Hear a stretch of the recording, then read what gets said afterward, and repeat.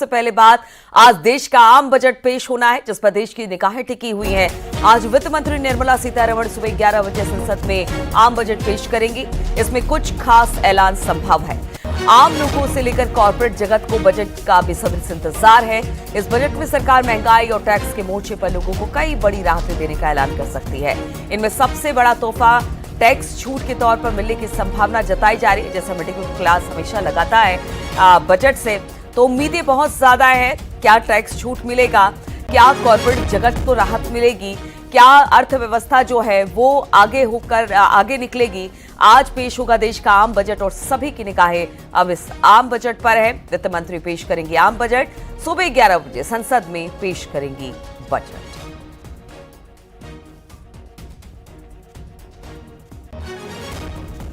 तो देश की अर्थव्यवस्था को आगे ले जाने वाला ये बजट होगा। सरकार अगर पहले ही कह चुकी है, और सबसे बड़ी बात है कल आर्थिक सर्वेक्षण पेश किया गया और उस पर भी यही कहा गया कि देश को आगे ले जाने का एक विजन है। लेकिन चाहे कॉर्पोरेट हो, आम लोग हो, सभी को इस बजट का इंतजार है। क्या टैक्स में छूट मिलेगी, क्योंकि देखिए जो आम मिडिल क्लास लोग हैं उनको सबसे ज्यादा इंतजार इसी बात का रहता है कि जो कमाई उनकी तरफ से की जा रही है उस पर टैक्स से थोड़ी छूट मिले, और इसी टैक्स के छूट के साथ वो भी खुश होते हैं कि चलिए उनको भी थोड़ी सी राहत मिली। इसके अलावा चाहे वो किसान हो, चाहे वो महिला हो या फिर युवा हो, कॉर्पोरेट जगत हो, सैलरी क्लास लोग हो, सभी को इस बजट से काफी ज्यादा उम्मीद है। मोदी 3.0 का ये बजट है और देखना होगा कि जब आज बजट को सदन पटल पर रखा जाता है तो किसको किसको किस तरह से राहत मिलती दिखाई देती है। सरकार किस तरह से इस बजट को आज रखेगी और किसके लिए ये फायदेमंद साबित होगा।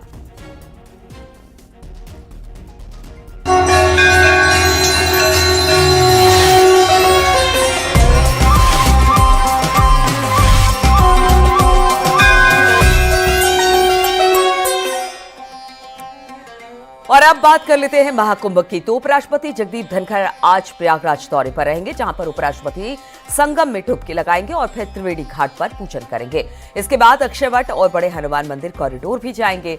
इसके साथ ही 73 देशों के डेलीगेट्स भी उनके साथ मौजूद होंगे। उपराष्ट्रपति के प्रयागराज पहुंचने पर सीएम योगी आदित्यनाथ उनका स्वागत करने वाले हैं। तो आज उपराष्ट्रपति का संगम में स्नान होने वाला है और उनके साथ साथ करीब 73 देशों के डेलीगेट्स भी पहुंचेंगे। उपराष्ट्रपति के प्रयागराज पहुंचने पर सीएम योगी उनके स्वागत के लिए खुद वहां पर मौजूद होंगे।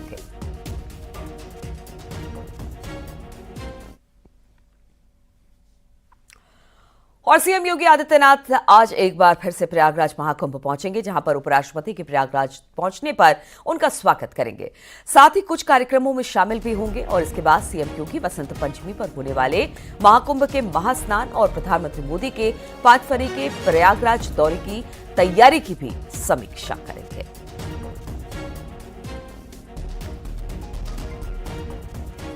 तो मुख्यमंत्री आज एक बार फिर से रहने वाले उपराष्ट्रपति की आगवानी के लिए खुद मौजूद रहेंगे मुख्यमंत्री। और इस दौरान कहा यह जा रहा है कि वसंत पंचमी का जो स्नान है वो भी किस तरह से किया जा रहा है, किस तरह की तैयारी है उस पर भी समीक्षा करेंगे। प्रयागराज से राजीव इस वक्त हमारे साथ जुड़ गए हैं। राजीव, रोजाना श्रद्धालुओं की तादाद बढ़ती चली जा रही है और आज 73 देशों के डेलीगेट्स के साथ उपराष्ट्रपति वहां पर पहुंच रहे हैं। कब तक वहां पर पहुंच जाएंगे और बाकी भी दिखाइए कि किस तरह से संगम में स्नान इस वक्त चल रहा है।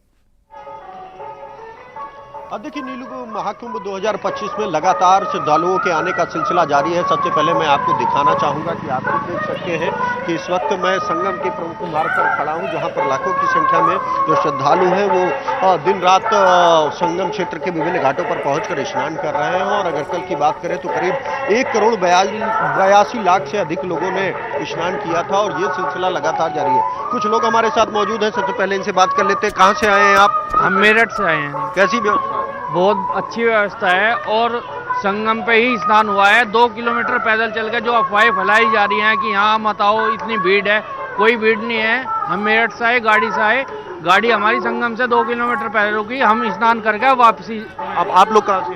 देखिए हम लोग सब पेशे से अधिवक्ता हैं, हम लोग गाजियाबाद से आए हैं और 144 साल बाद ऐसा योग बना था आस्था का विषय था। घर वाले भेज बड़ी मुश्किल से रहे थे, डरते हुए आए थे, लेकिन यहाँ पे आके देखा है तो कोई अव्यवस्था नहीं है। केवल सोशल मीडिया पे गलतफहमी फैलाई जा रही है, गलत सूचना प्रसारित करी जा रही है। बड़े आसानी से दर्शन स्नान हो रहा है, गाड़ी की से आए हैं, कोई हमें परेशानी किसी प्रकार की नहीं हुई, ना ज़्यादा चलना पड़ा है हमें। जैसा कि आपने सुना कि भले ही यहाँ पर जो घटना हुई थी उसके बाद जो व्यवस्थाएं हैं उनको और तो दुरुस्त किया गया था, जिसके चलते करोड़ों की संख्या में लगातार यहाँ पर श्रद्धालुओं के पहुंचने का सिलसिला जारी है। क्योंकि आज बेहद खास दिन है, क्योंकि आज देश के उपराष्ट्रपति जगदीप धनखड़ भी 11:45 पर वो प्रयागराज पहुंचेंगे और 4:05 तक वो प्रयागराज में रहेंगे। इस दौरान वो संगम क्षेत्र में, इसी संगम क्षेत्र में पहुंचकर डुबकी लगाते हुए नजर आएंगे और फिर जो लेटे हुए हनुमान जी हैं उनका दर्शन करेंगे और साथ ही साथ जो अच्छे भट्ट है उसका भी दर्शन करते हुए नजर आएंगे। इसके साथ ही साथ वो कुछ पूज्य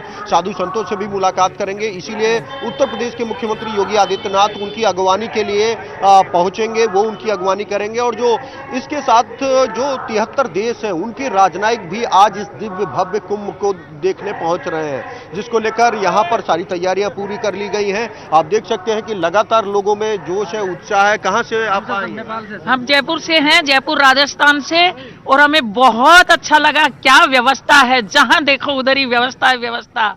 और मोदी जी और योगी जी भगवान हैं हमारे, और सनातन के रक्षक हैं वो, और हमारे हिंदुत्व के रक्षक हैं। और मैं मोदी और योगी जी को, मैं तो कहती हूँ हिंदुओं को, जब तक मोदी जी और योगी जी हैं उनको वोट देते रहो।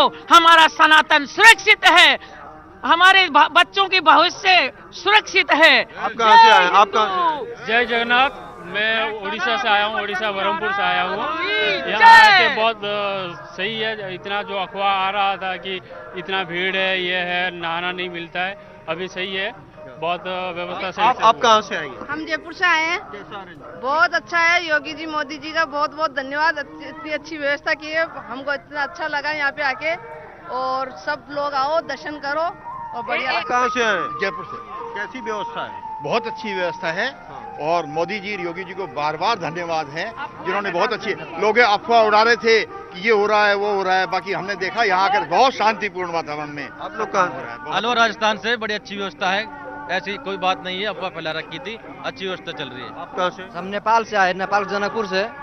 हम लोग जितने सोचे थे उससे बहुत अच्छा व्यवस्था किया हुआ है, और इतना हो सकता है हमें सोचा ही नहीं था। इतना भीड़ में, जब मीडिया में जो भीड़ देख रहा था उसके अनुसार व्यवस्थापन बहुत अच्छा किया है इस भारतीय सरकार ने। आप सरकार? बहुत ही बढ़िया बंदोबस्त है योगी जी का, बहुत अच्छा। आप कहाँ से आए? हम उत्तराखंड से आए हैं, चंपावत से। योगी जी की बहुत बढ़िया अच्छी व्यवस्था लगी हमें, उससे देख के हम खुश हैं। आप देख सकते हैं कि ये वो लाखों की संख्या में जो श्रद्धालु हैं जो महाकुंभ में स्नान के लिए पहुंच रहे हैं, और खुद जो योगी मोदी सरकार द्वारा महाकुंभ में आने वाले श्रद्धालुओं की सुख सुविधा और सुरक्षा के लिए इंतजाम किए गए हैं, उनकी जमकर तारीफ कर रहे हैं। बिल्कुल, तो लोग बड़े खुश हैं, प्रसन्न हैं, वे इंतजामों की बड़ी तारीफ हो रही है। लोगों का कहना था कि जिस तरह से सोशल मीडिया पर खबरें फैलाई जा रही हैं वो बिल्कुल झूठ है, और हम यहाँ पर आए तो हमें बड़ी अच्छी तरीके से वहां पर स्नान का पुण्य लाभ मिला है, और सब इसी खुशी के साथ अब घर लौट रहे हैं। बहुत बहुत शुक्रिया राजीव आपका हमारे साथ जुड़ने के लिए। और देखिए, एक तरफ कुंभ का स्नान चल रहा है। प्रधानमंत्री मोदी 5 फरवरी को प्रयागराज पहुंचेंगे। प्रधानमंत्री मोदी लगभग 5 घंटे संगम नगरी में रहने वाले हैं। सुबह 11 बजे सबसे पहले प्रधानमंत्री मोदी बमरौली एयरपोर्ट पर उतरेंगे। सीएम योगी एयरपोर्ट पर प्रधानमंत्री मोदी की अगवानी करेंगे। एयरपोर्ट से हेलीकॉप्टर से प्रधानमंत्री मोदी अरेल के डीपीएस हेलीपैड भी जाएंगे।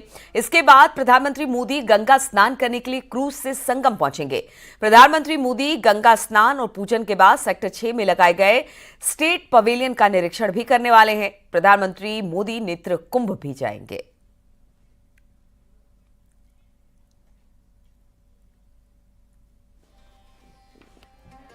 तो प्रधानमंत्री नरेंद्र मोदी 5 तारीख को आने वाले हैं। पूरा शेड्यूल कितने देर का रहने वाला है वो हमने आपको बताया। 5 घंटे तक प्रधानमंत्री रहने वाले हैं, यहाँ पर स्नान ध्यान करेंगे, और उसके बाद कहा जा रहा है जो पवेलियन वहाँ पर लगाया गया है उसमें भी जाएंगे, उसका भी निरीक्षण करेंगे, और साथ ही साथ नेत्र कुंभ भी जाएंगे। इस तरह की भी खबर है। प्रधानमंत्री आ रहे हैं और देखिए आज उपराष्ट्रपति का दौरा है तो 5 तारीख को प्रधानमंत्री का। आज मुख्यमंत्री यहां पर पहुंचेंगे तो ये भी देखेंगे कि प्रधानमंत्री और जो बड़ा स्नान बसंत पंचमी का है उसको लेकर किस तरह की तैयारी है। तो 5 फरवरी को संगम में डुबकी लगाएंगे प्रधानमंत्री नरेंद्र मोदी।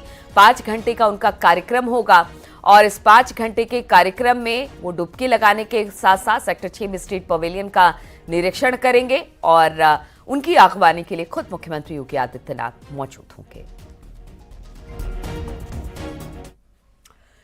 प्रयागराज महाकुंभ में वसंत पंचमी पर तीसरे अमृत स्नान के चलते महाकुंभ में श्रद्धालुओं की भारी भीड़ उमड़ने की संभावना है। महाकुंभ नोडल अधिकारी की ओर से रूट डायवर्जन प्लान तैयार किया गया है। 5 फरवरी की सुबह 8 बजे तक रूट डायवर्जन प्लान लागू रहेगा। प्रयागराज की सीमा से सटे जिलों के लिए यह आदेश जारी किया गया है। कौशांबी पुलिस श्रद्धालुओं को कोखराज बाईपास से सीधे फाफा मऊ बेला कछार की ओर डायवर्ट कर रही है। डाइवर्जन रूट प्लान आया है, इस आदेश के क्रम में क्या कुछ कार्रवाई की जा रही है? देखिए, बसंत पंचमी अमृत स्नान के दृष्टिगत भारी भीड़ आने की संभावना है। उसी के दृष्टिगत ये कोखराज के बाईपास पे डाइवर्जन पॉइंट बनाया गया है। अभी जो आदेश आया है, इससे संबंधित कई आदेश आए हैं। अभी जो आदेश आया है उसके अनुपालन के क्रम में आज रात्रि 12 बजे से ये डाइवर्जन प्लान लागू हो जाएगा। इसका मुख्य उद्देश्य यही है कि जो भी श्रद्धालु फतेहपुर होते हुए कौशांबी में प्रवेश करते हैं और उनको स्नान करने के लिए जाना है, उनको यहाँ से फाफा मऊ के माध्यम से हम लोग डाइवर्ट करेंगे और बेला कछार में पार्किंग के लिए बताया जा रहा है। इसका मुख्य उद्देश्य यही है कि श्रद्धालु अच्छे से कम समय में और बिना परेशानी के संगम तट पे पहुँच जाएँ और जिस उद्देश्य से वो आए हुए हैं स्नान करने के लिए उनकी मनोकामना पूर्ण हो जाए। प्रयागराज महाकुंभ में देश विदेश से पहुंचे श्रद्धालु शासन प्रशासन की ओर से किए गए इंतजामों से संतुष्ट दिखे। श्रद्धालुओं ने अच्छी व्यवस्थाओं का जिक्र करते हुए योगी सरकार का धन्यवाद भी किया। पैदल चलना पड़ा लेकिन फिर भी अच्छा एक्सपीरियंस था और पुलिस वालों ने, यहाँ का जो सरकार है, यहाँ का जितना भी गवर्नमेंट ऑफिशियल है, जितने लोगों से भी कुछ भी पूछताछ किया, बहुत लोगों ने सही तरीके से हम लोगों को अच्छा से हम लोगों को रास्ता दिखाया या उन लोगों ने हेल्प किया हम लोगों को हर तरीके से। यहाँ के जो लोग हैं वो भी हम लोगों को बहुत हेल्प किया है और इसके लिए मैं बहुत बहुत थैंक यू सरकार को भी। और बहुत अच्छा इंतजाम किया हर तरीका से। यहाँ पे रास्ता बोलो, यहाँ पे बाथरूम बोलो, कोई दिक्कत नहीं हुआ। पानी का भी सुविधा अवेलेबल था। हमको जैसे सोचा था वैसे नहीं लगा था यहाँ पे इतना अच्छा होगा, लेकिन उससे अच्छा था। इसलिए अभी जाना तो पड़ेगा लेकिन जाने का मन नहीं है। Hi, this is Ryan. I'm from Canada and I'm so lucky to be here at the Mahakumbh 2025. It's the largest human gathering on earth by population. It's an amazing event and you have to be here in person to be able to actually experience it. I am Christian from France and it's my second time in Kumbh Mela. I was there in 2019 and of course for this Mahakumbh Mela I see how much it's different, how much it's bigger and I appreciate how it's better organized. Well, hello, my name is Brady Michael Smith and I am from America. I've come to the Mahakumbh Mela. और महाकुंभ में हुए हादसे की जांच तेज हो गई है। न्यायिक जांच आयोग की टीम शुक्रवार को महाकुंभ क्षेत्र पहुंची। टीम ने पहले अधिकारियों के साथ बैठक की, हालात और घटना के बारे में जानकारी ली।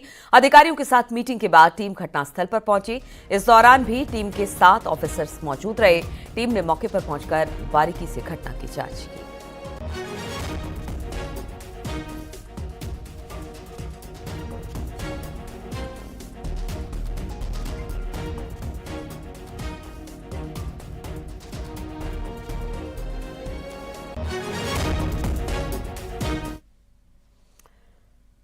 अब गाजियाबाद की बात कर लेते हैं। गाजियाबाद के लोनी इलाके में गैस सिलेंडर भरे ट्रक में आग लग गई। भोपुरा इलाके में यह हादसा हुआ है। घटना की जानकारी मिलने पर दमकल की गाड़ियां मौके पर पहुंची और दमकल की गाड़ियों ने कड़ी मशक्कत के बाद आग पर काबू पाया। वो तो गनीमत रही कि हादसे में किसी की जान नहीं गई। आग लगने से आसपास की 3 गाड़ियों को नुकसान पहुंचा।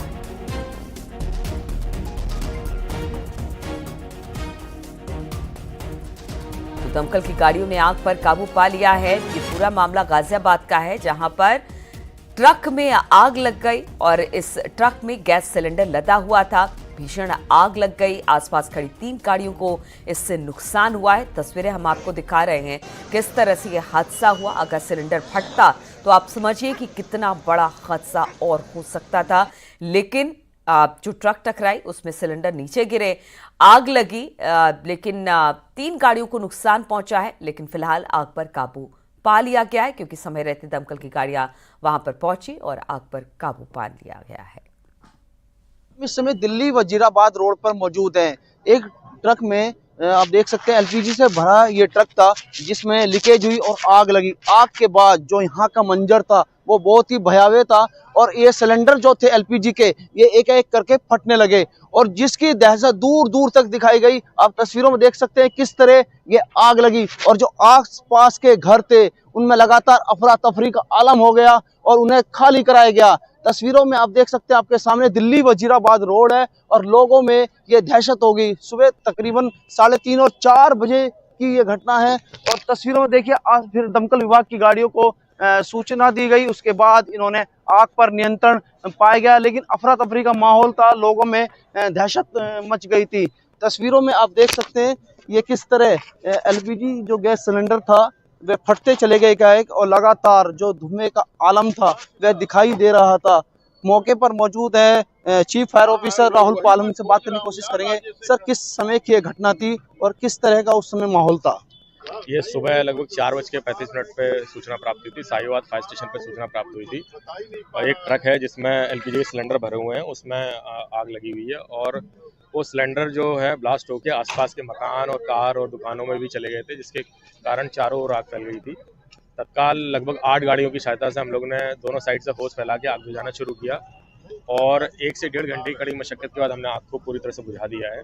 इस समय कूलिंग का कार्य प्रचलित है, और इस समय घटना में कोई भी जनहानि नहीं हुई है, और कूलिंग कार्य चल रहा है। सर, किस तरह बताया जा रहा है, मतलब जब देखा जाए तो जो माहौल था उस समय किस तरह का देखा गया था? अफरा तफरी भी देखी, बताया गया था काफी लोगों को खाली भी करा दिया गया था आसपास के मकानों को। थाना टीला मोड़ सैतार्थ यहाँ मौजूद था, सभी आसपास के जितने मकान थे एहतियातन के तौर पे सभी को खाली कराया और सुरक्षित दूरी पे पहुंचाया गया।